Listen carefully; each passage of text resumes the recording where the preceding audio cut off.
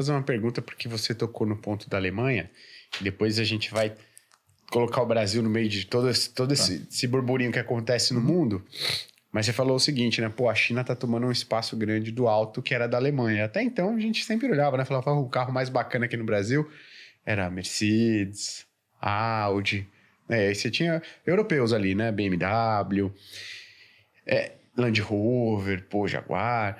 E hoje você vê essa parte do desejo das pessoas indo para, cara, muito carro chinês, pô, BYD mesmo. Ricardo, não tá vendo aí um BYD, né, Ricardo? Pô, eu também, se a BYD quisesse mandar Estamos pensando, BYD, tô aqui, viu? Tô facinho. O Seal, certo? Você não andaria de Seal?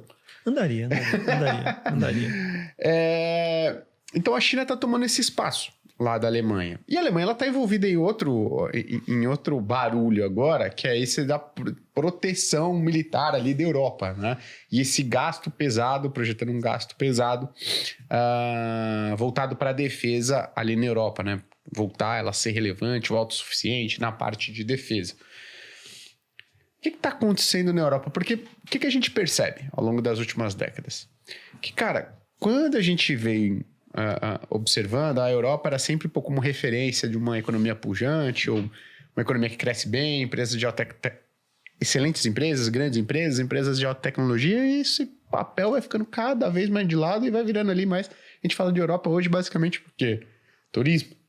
Pô, fui para Itália uma pizza, fui para a França ali também um vinho, tal, não sei o quê. O que está acontecendo com a Europa e como o que você acha dessa posição da Alemanha? Ela tentando recuperar os tempos áureos ali de Europa? O que esse movimento nos indica? Eu diria o seguinte, cara, a Europa, tipo assim, bota a Alemanha, né? A Alemanha era o filho mimado em que dependia de três coisas principais, né?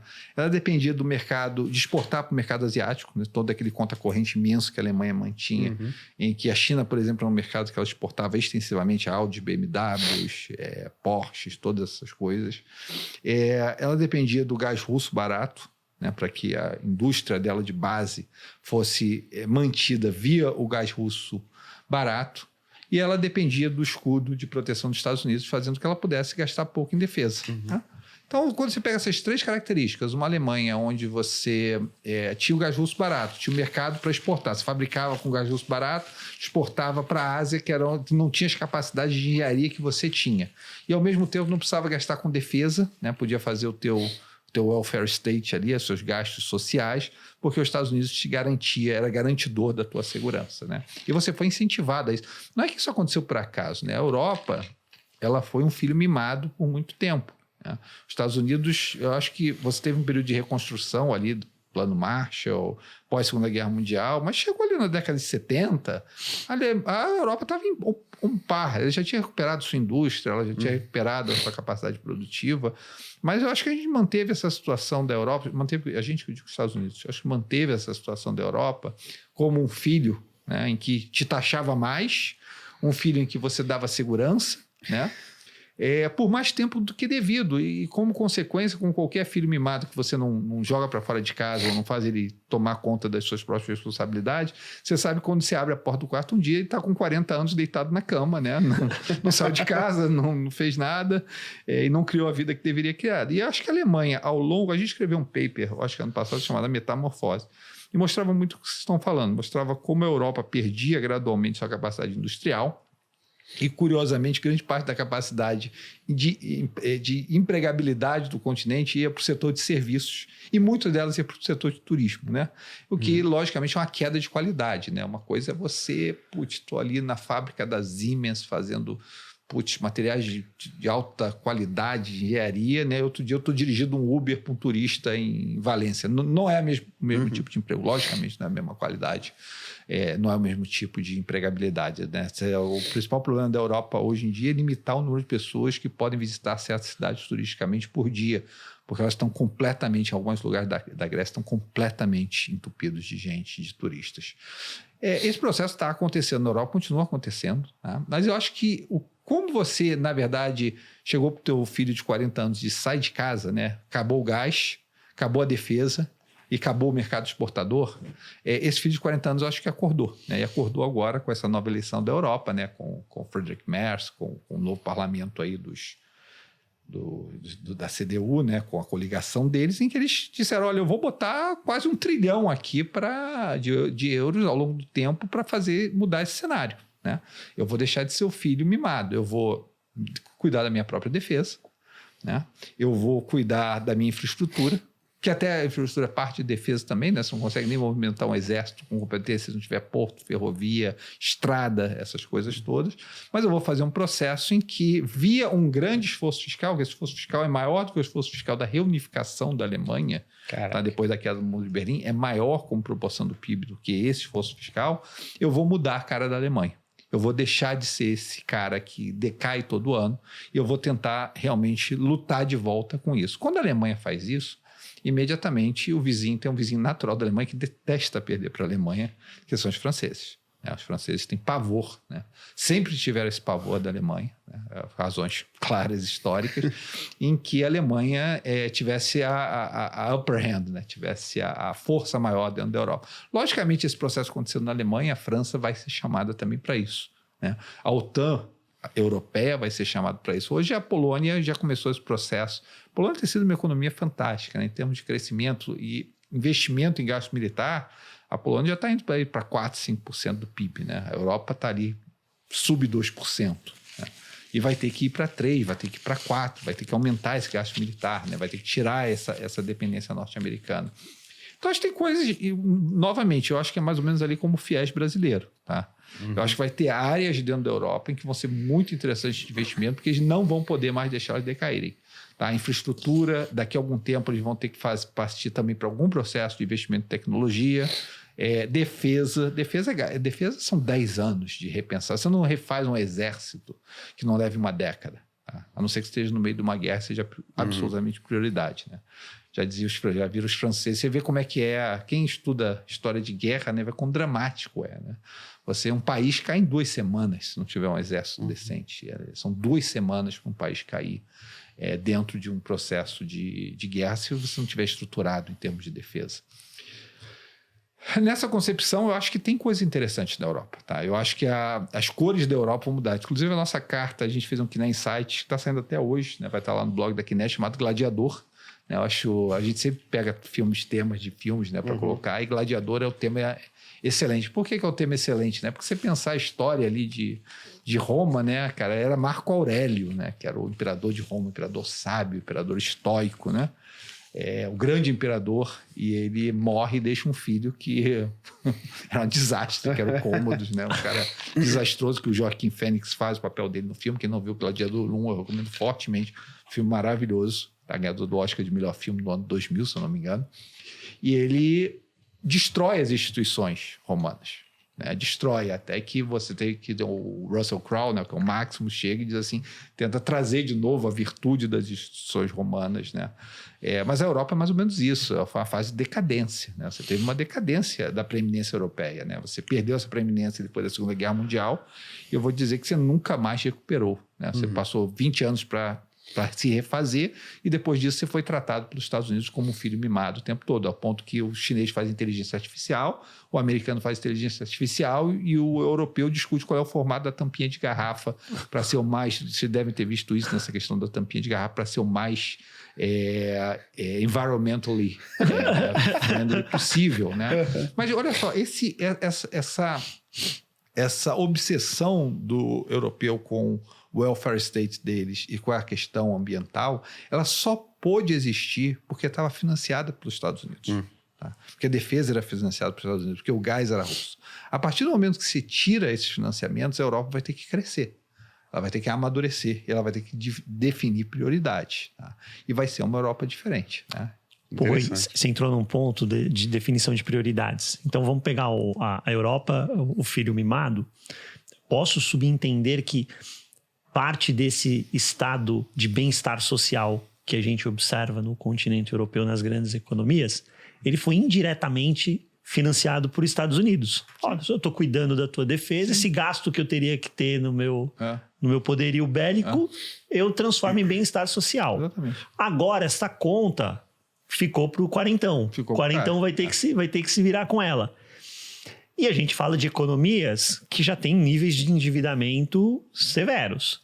Como é que essa conta fecha Porque do outro lado você vai ter uma sociedade que vai olhar para o famoso direito adquirido, né? O meu bem-estar não mexe no meu estado de bem-estar social. Só que agora você tem gastos militares que você vai ter que tomar conta, você vai ter que florescer uma indústria que você deixou para trás.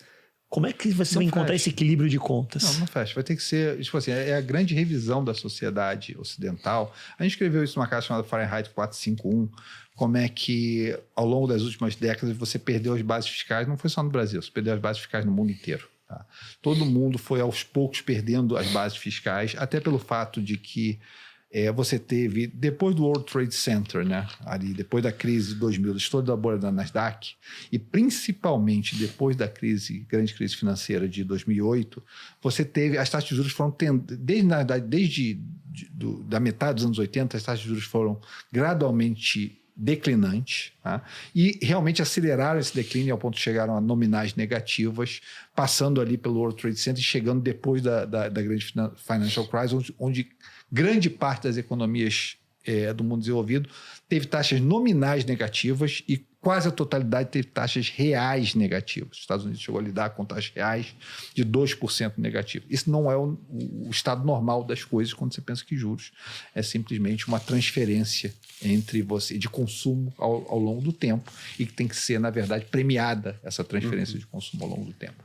Mas esse fator fez com que as bases fiscais do mundo fossem perdidas e que permitiu, ainda com uma demografia muito ruim, a demografia europeia é horrorosa, em que esse welfare state fosse mantido. Não foi só o fato de que a tua segurança estava garantida, tá? E que você podia taxar mais, porque também não é só... Os Estados Unidos não só financiava a defesa.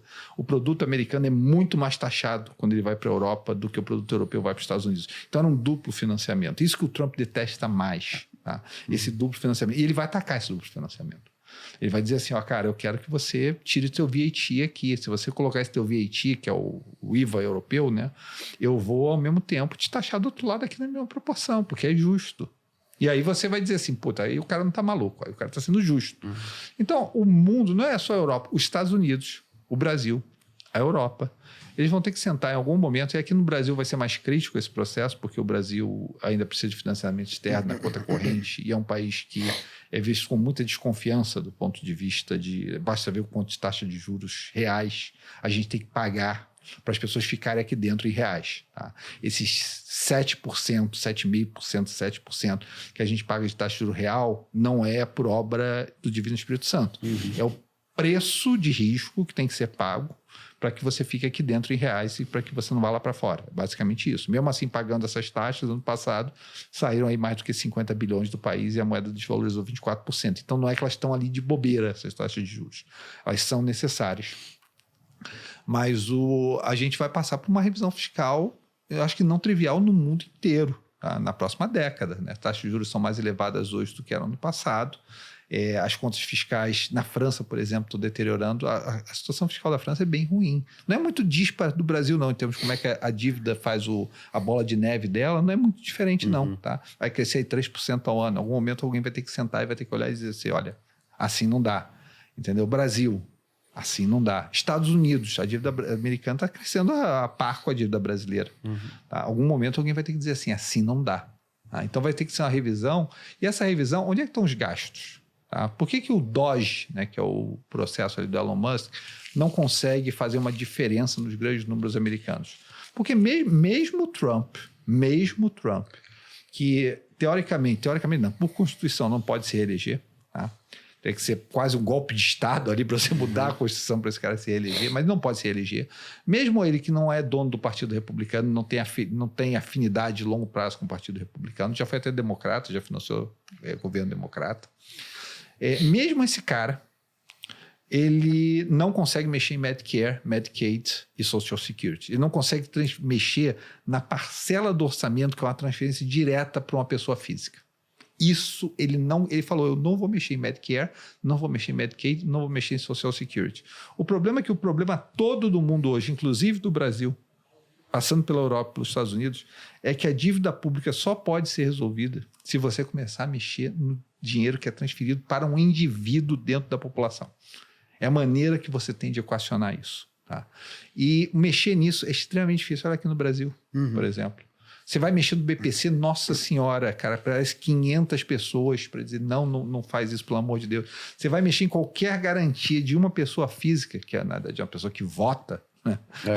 Um eleitor. Um eleitor, é muito difícil você fazer esse processo. E isso vai ter que ser uma mudança de pensamento, da mesma maneira que o pêndulo muda muitas vezes no pensamento macroeconômico, né? As pessoas, às vezes, acabam acreditando mais em políticas distributivas, às vezes mais em políticas de produtividade. Da mesma maneira, o pêndulo vai mudar, né? As pessoas passaram a acreditar muito nessa capacidade do Estado de garantir, né, o indivíduo, e esse pêndulo vai ter que voltar. Até porque a demografia não permite que esse pêndulo fique por muito tempo. A não ser que você tenha grandes produtividades brutais. Qual é o ganho de produtividade? Talvez a inteligência artificial venha salvar a gente, com ganhos massivos de produtividade. Talvez, sei lá, fusão nuclear com ganhos massivos de energia. Mas a gente precisa de ganhos de produtividade massivos ao longo das próximas décadas para que isso seja realidade. Talvez esse seja o caminho. Tem sempre um caminho positivo. A produtividade vem e salva a gente. Tá? Porque pela demografia e o caminho atual, né, o caminho natural seria uma consolidação fiscal, não só no Brasil, mas no mundo inteiro.